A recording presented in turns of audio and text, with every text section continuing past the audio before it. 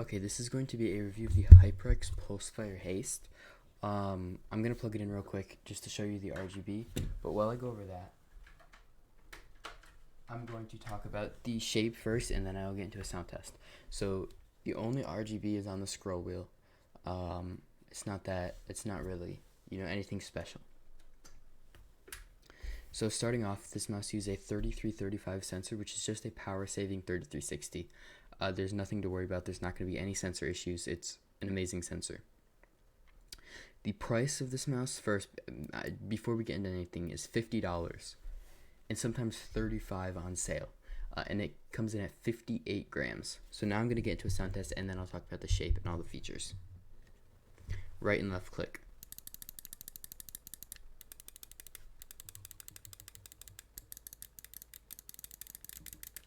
Left and mouse buttons.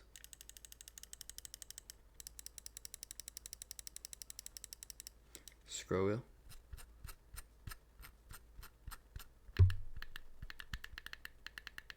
DPI. So the right and left click are extremely crispy. They use TTC Golds, which are aftermarket switches, and they're absolutely amazing. There's almost no pre or post travel on this click. Like, basically no post travel. I mean, you can force it a little bit. There's like nothing. Like, look at that. Like, it's amazing. They're extremely responsive, extremely snappy. The side buttons do have a little bit. They have a bunch of post travel, but no pre travel, and they actually feel really nice. So yeah, the scroll wheel is it feels almost identical to a G Pro wireless scroll wheel. The click feels a little bit cheap, but it's really nothing. Like, it feels fine. So the shape of this mouse is an FK inspired shape. It's 125 millimeters long and it's 67 millimeters wide. That is a very big mouse.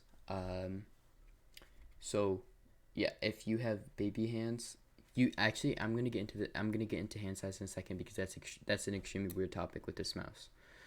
But it is a bigger mouse, and the hump looks pretty big.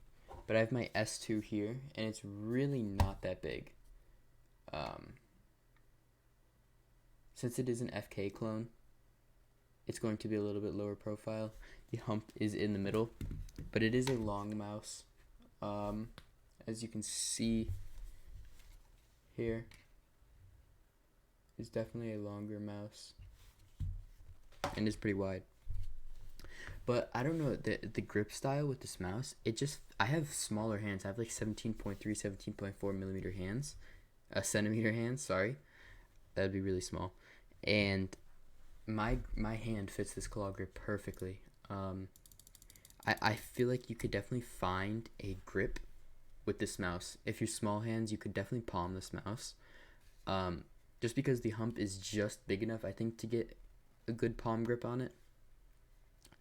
But if you're palming, just look for maybe an Ergo or something. This is an amazing claw mouse. I've always liked smaller profile mice, lower profile mice for claw, and especially for fingertip. This is an extremely nice mouse. The hump is so far forward. If you have a hybrid claw fingertip, this is like almost a dream mouse in my opinion. Sometimes I hybrid claw. I think this is just a dream mouse for hybrid claw.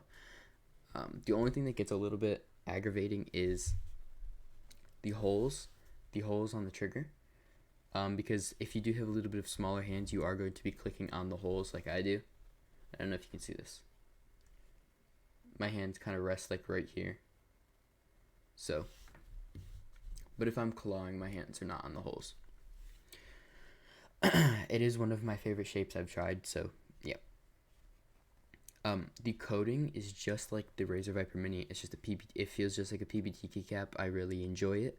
If you have like a Rockhat Cone Pure Ultra, it's like the opposite of what this would be. Because on this coating, you can hear my hand slide. On this, it's just a smooth but rough. Like, I really like this coating. It's almost like sandpaper kind of.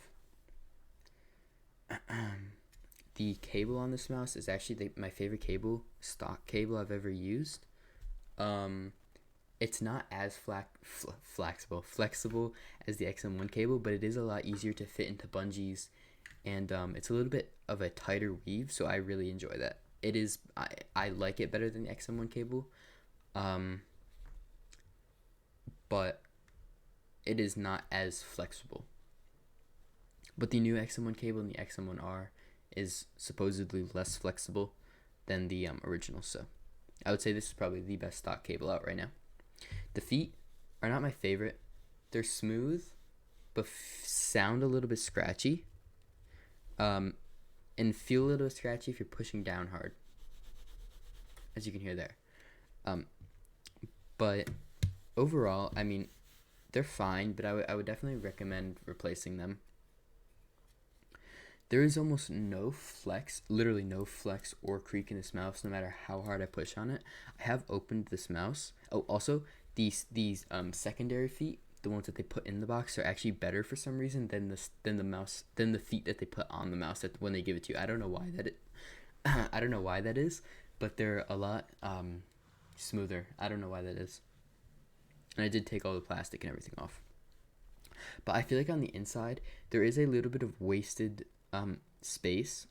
They could easily, I think, get this mouse down to like 48 grams if they made it a little bit smaller, because 58 grams at this mouse size is almost insane. The Air 58 is actually 62 grams, and it's around the same size.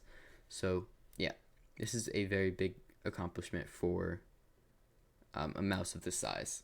But I think they could take a little bit of the structure off the top. When I opened it, there was way too much just wasted plastic up here. Especially on the sides too. There's a little bit. So yeah, I think they could take a little bit of that out, and this mouse could easily be down. If they made like a middle size of this, it could easily be down to like 48 grams. But I mean, yeah, in my opinion, this is the best budget mouse of 2020 going into Q1 2021. I mean, it's just an amazing mouse. You can only buy it off the Hyperx website, so that is kind of a pain.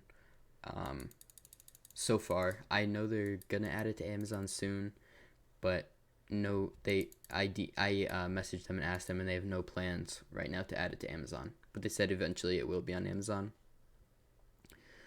Also, people that are from some places in Europe will also not be able to get this mouse because Hyperx doesn't ship to them, but they do ship to some places in Europe.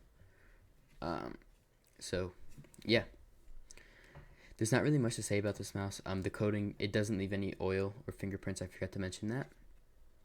And you don't notice the holes at all. You just don't. I don't know why, but yeah, this is, in my opinion, the best budget mouse of the year. And going into Q1 2021. So that's gonna be the end of this video. My next review should be a Kone Pure Ultra review. So yeah, peace.